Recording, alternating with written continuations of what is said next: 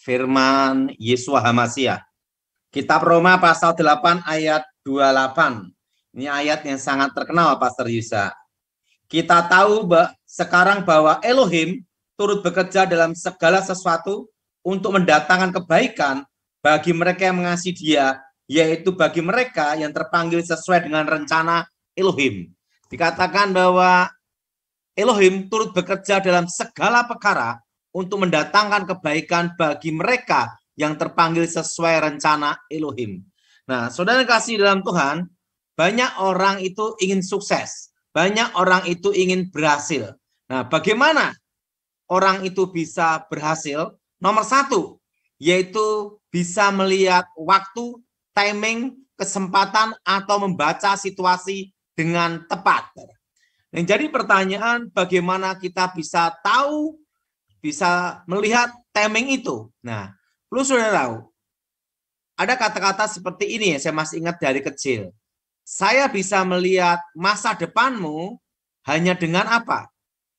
Temanmu bergaul, temanmu berbicara, dan temanmu dalam keseharianmu. Jadi pergaulan sangat penting untuk saudara. Saudara, kalau orang itu berhasil karena rajin, tukang becak lebih rajin daripada kita. Kalau kita ngomong masalah rajin, itu bisa bikin orang sukses. Ingat saudara, sopir lebih rajin daripada bosnya, saudara. Nah, artinya apa? Bahwa keberhasilan seseorang, kunci seseorang sukses, nomor satu adalah dia bisa melihat waktu, dia bisa melihat timing, dia bisa melihat kesempatan, dan dia bisa membaca kesempatan itu dan mengambil kesempatan itu. Itu nomor satu. Nah, makanya ada istilah gini, saudara. Kalau engkau bisa melihat masa depan, itulah kunci keberhasilan. Nah, ingat saudara, Tuhan itu raja karena dia tahu dari awal sampai akhir. Yang jadi pertanyaan, bagaimana minimal kita bisa melihat timing, waktu, kesempatan itu. Nomor satu adalah temanmu bergaul dengan siapa. Nah, seperti saat ini waktu saya belum bertobat, hubungan saya ketemunya sama kakek nenek perdukunan. Ya taunya ya setan doang, saudara. Tapi apa yang terjadi setelah saya bertobat, saya terlibat pengamanan presiden dengan Jenderal Pramono Edi Wibowo. Nah, disitulah saya terbuka cara berpikir, cara bicara. Setelah itu berteman dengan pengusaha, saya itu ahli ekonom dan berbagai sudut. Artinya apa? Kita bisa melihat waktu atau timing itu tergantung dengan siapa saudara bergaul. Nomor satu. Nah, yang kedua, untuk berhasil, supaya kita belajar supaya berhasil, nomor dua adalah kita harus disiplin. Disiplin ini, saudara, termasuk disiplin tidur. Nah, kadang orang itu meremehkan tentang disiplin tidur. Disiplin tidur itu penting sekali, saudara. Kenapa, saudara? Ingat, saudara, kalau engkau bekerja keras tanpa tidur, engkau sakit. Dan uangmu hasilnya yang kamu ini, apa yang terjadi? Untuk biaya rumah sakit. Makanya disiplin tidur itu perlu sekali, saudara. Disiplin waktu, disiplin kerja. Nah, kalau disiplin kerja, saya rasa saudara sudah banyak yang tahulah. Seseorang harus disiplin tidur, disiplin kerja. Kalau disiplin kerja, saudara banyak tahulah. Nah, saya banyak belajar disiplin itu pada waktu saya belum bertobat. Kakek saya selalu mendisiplin saya, yaitu supaya tidak boleh tidur di bawah jam 12 malam. Dan hanya boleh tidur di atas jam 12 malam. Nah, dan jam 3 jam 4 pagi harus bangun untuk latihan. Apa yang terjadi? Di situ, saudara, tepat jam 12 malam, saya pasti tidur. Sekalipun itu susah tidur, saya pejamkan mata untuk belajar disiplin tidur. Nah, sehingga tepat nanti jam 4 saya bangun. Jadi tidur pun harus ada disiplin. Nah, dan disiplin waktu. Kalau kita janjian sama orang atau ada kegiatan apapun, saudara, nah, Kita harus disiplin waktu, tidak boleh terlambat. Nah, kebanyakan kan orang jam karet. Ya. Nah, saya belajar banyak disiplin untuk waktu, yaitu pada waktu saya pengamanan khusus. 1 jam sebelumnya, bahkan 2 jam sebelumnya, sudah ada di tempat sebelum beliau ada. Nah, di situ saya lihat disiplin waktu. Nah, dan saudara harus belajar memaksimalkan waktu. Nah, ini penting sekali, saudara. Memaksimalkan waktu. Nah, saya itu disiplin kerja. Jadi kerja itu harus ada disiplinnya, saudara. Nah, nomor 2 ini penting, saudara. Nah, tapi ingat, disiplin tidur itu juga penting untuk saudara. Nah, apa gunanya saudara kerja dapat gaji banyak, tiba-tiba sakit stroke, biaya lebih mahal, saudara. Nah, karena ingat, untuk sehat, saudara, untuk sehat itu mahal. Tapi lebih mahal kalau di rumah sakit, saudara. Yang kedua, disiplin waktu, disiplin tidur, disiplin kerja. Yang ketiga, berani gagal. Nah, seseorang harus berani gagal dalam semua keputusan. Nah, saya masih ingat, saudara, kalau saya waktu itu pernah ditanya, kalau kamu dikepung dan itu pasti mati. Nah, tapi ada 1% untuk bisa lolos. Apa yang kamu lakukan? Menunggu untuk mati atau engkau ambil kesempatan itu? Nah, langsung saya berkata, saya ambil 1% itu daripada nunggu mati. Nah, artinya tabrak aja, jalan gitu aja. Mainkan aja udah jalan. Artinya apa, saudara? Berani mengambil resiko, berani gagal. Saudara. Nomor ketiga ini berani gagal, saudara. Nah, dan saya masih ingat, saya waktu itu lulus sekolah Alkitab, saudara ya. Ini pengalaman saya sekolah Alkitab lulus, ranking 4, murid tinggal 4, saudara. Di situ ayah saya dipecat, adik dipecat, kakak dipecat, satu keluarga dipecat rame-rame. Nah, saya berdoa, saya minta sama Tuhan, dan Tuhan bicara sama saya, engkau bekerja plastik. Nah, waktu itu langsung saya minta uang. Nah, kadang orang itu terfokus karena modal. Kalau kita harus berani mencoba dulu. Jangan terpengaruh modalmu berapa. Kalau engkau terpengaruh modalmu berapa, baru kerja. Kapan kerjanya? Jadi saudara harus apa? Berani gagal. Nah, lihat timing, 1, 3, berani gagal. Waktu itu saudara, saya ngomong sama mama saya ngasih saya uang 100.000. Dia ngomong sama saya, kalau kamu berhasil Tuhan menyertaimu, kalau gagal ini modal terakhir. Saya hanya dikasih uang 100.000, saudara, untuk bisnis itu plastik. Saya kerjakan, saudara. 1% itu daripada nunggu mati kelaparan. Saudara. Apa yang terjadi? Di situ, saudara, saya baru mengerti. Saya mulai rintis plastik itu dari omset. Waktu itu dapat 25 kilo, 1 sak, uang 100.000. Itu tahun 96, saya masih ingat. Saya rintis terus sampai jadi pabrik tanpa hutang bank. Itu Pak Yabes, adiknya Pak Yusa, saksi hidup itu. Bagaimana saya merintis plastik, saudara. Artinya apa? Nah, ingat, saudara, berani gagal di sini tidak tergantung modal uangmu berapa. Tapi saudara melangkah, mau bekerja. Penting itu orang itu niat dulu. Yang keempat, saudara. Nah, setelah disiplin ini, yang ketiga berani gagal, yang keempat, nah, saudara, tidak menyerah pada keadaan. Nah, tidak pernah menyerah kepada keadaan. Saya banyak belajar keadaan di sini adalah keadaan sekitar kita. Kita hanya boleh berserah kepada Elohim. Kita hanya berserah kepada Bapa Yahweh. Tapi ingat, saudara tidak boleh menyerah pada keadaan saudara. Situasi. Tidak boleh. Saudara punya kekuatan pengharapan. Kekuatan itu ada dalam Yesua HaMasiah. Dalam firman Tuhan ada pengharapan. Engkau harus bangkit dan tidak pernah menyerah dalam situasi apapun. Dan engkau hanya berserah pada Tuhan. Nah, saudara, saya masih ingat pada waktu saya plastik itu berat sekali untuk melangkah, tapi saya tetap jalanin. Nah, saya tidak boleh menyerah, menunggu kematian. Tidak boleh. Harus berusaha. Menunggu kematian untuk kelaparan. Tidak boleh. Jadi, ingat saudara, tidak boleh menyerah di sini. Tidak boleh menyerah pada situasi apapun. Maju. Saudara. Yang kelima, memaksimalkan apa yang ada. Ini penting sekali, saudara. Memaksimalkan apa yang ada. Nah, kalau saudara taunya komputer, maksimalkan komputer. Kalau sudah taunya mesin, maksimalkan mesin. Kalau sudah maksimalnya itu bangunan, maksimalkan bangunan. Karena ingat, tahun 2023 itu akan berguna untuk saudara semua. Ibaratnya tahun ini, saudara adalah untuk batu lompatan, batu loncatan untuk 2023.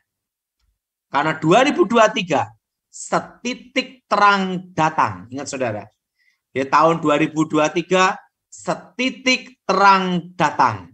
Jadi ingat saudara, tidak boleh menyerah pada situasi, kondisi, hanya berserah pada Tuhan, punya pengharapan. Dan yang kelima, ingat saudara, ingat, maksimalkan apa yang Anda tahu. Jangan menekunin apa yang Anda tidak tahu. Ingat itu. Tekunin apa yang Anda tahu. Nah, ini pesan untuk saudara untuk tahun ini. Ini adalah batu loncatan untuk setitik terang 2023. Dan ingat saudara, tidak boleh menyerah. Dan yang kelima, ingat saudara, maksimalkan potensimu yang ada tahun ini. Karena ini tahun ini ada batu loncatan untuk tahun 2023, setitik terang datang.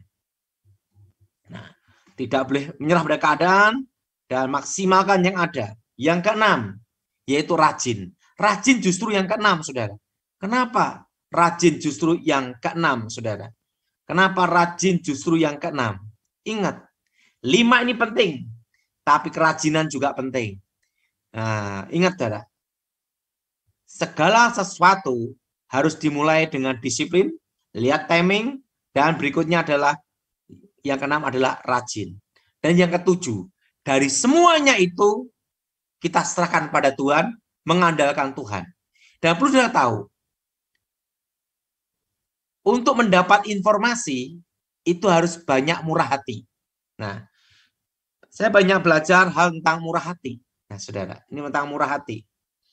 Nah, saudara, kalau saya itu bisnis tanah ya, saya selalu murah hati sama notaris, sama maklar. Kenapa? Karena dari mereka kita bisa mendapat informasi. Nah, murah hati. Bukan hanya sama notaris, sama maklar, tapi juga sama satpam, sama siapa saja. Kita harus murah hati, saudara. Kenapa, saudara?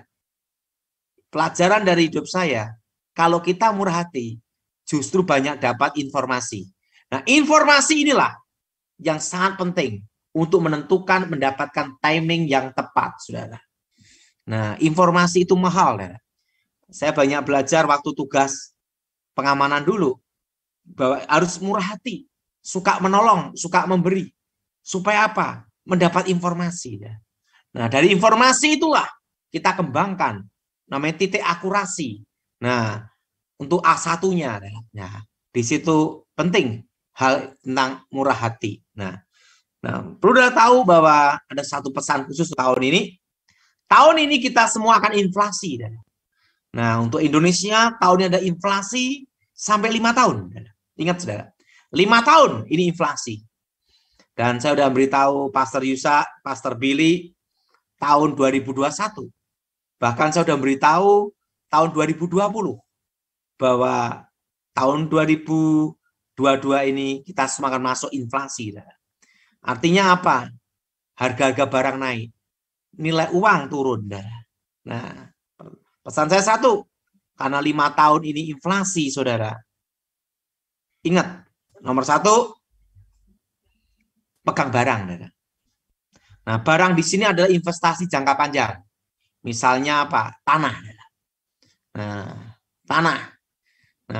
tanah. Nah, kedua, emas. Emas itu kalau tanah kan jualnya agak susah, saudara. Nah, harus tunggu waktu yang tepat dan ada lawan yang tepat juga untuk beli. Nah, itu jangka panjang. Tapi kalau waktu kita perlu, langsung kita jual.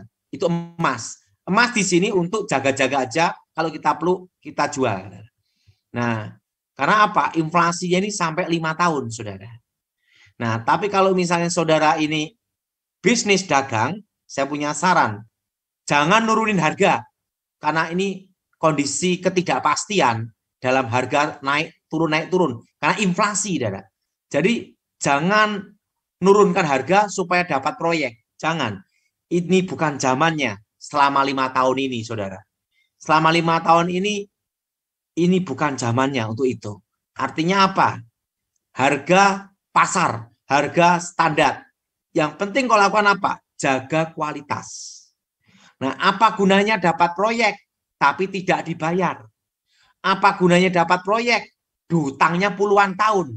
Dihitung bunga bank rugi, saudara.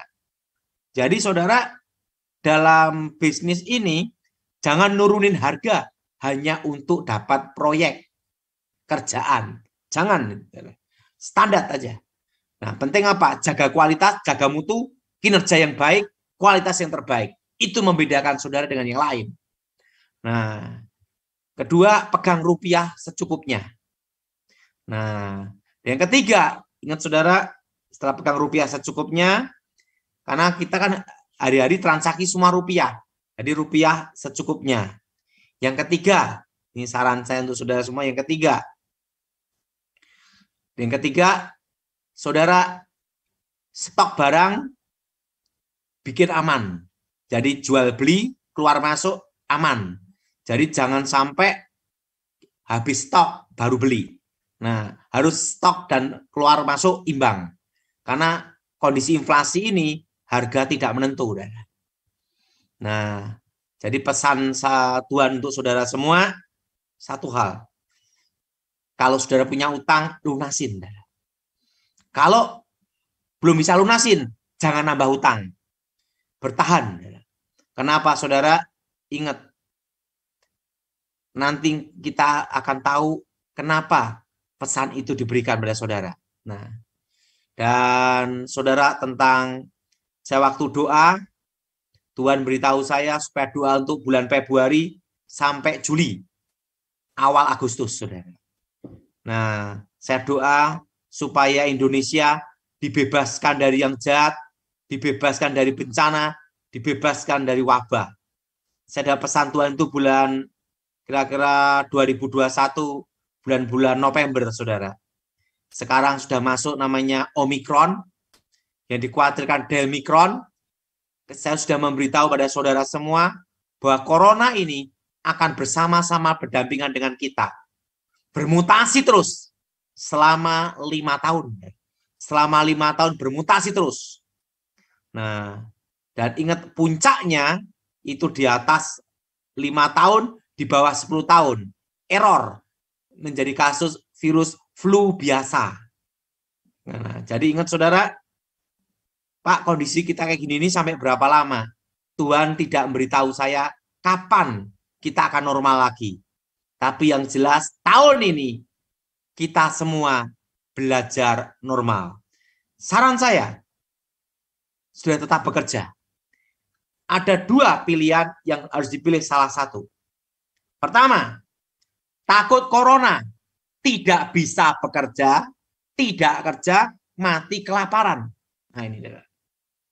Kedua, bekerja, tapi tetap protokol kesehatan. Kena corona, belum tentu mati. Ingat, saudara, kalau saudara kelaparan, takut corona, tidak kerja, kelaparan, pasti mati. Nah, yang kedua, saudara bekerja, tapi protokol kesehatan, kena corona pun belum tentu mati. Milih mana? Saya pilih bekerja. Saya tidak mau nunggu kematian.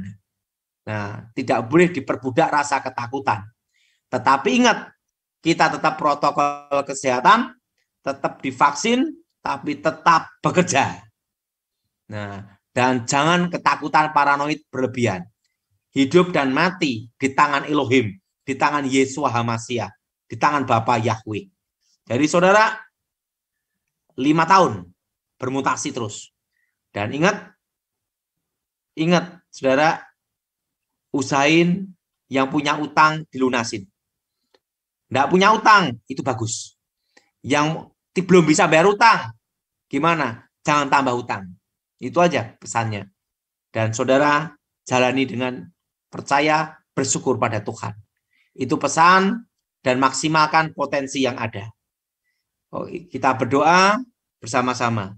Aku mohon kekuatan Elohim bekerja, kuasa Elohim bekerja, lewat saya pribadi.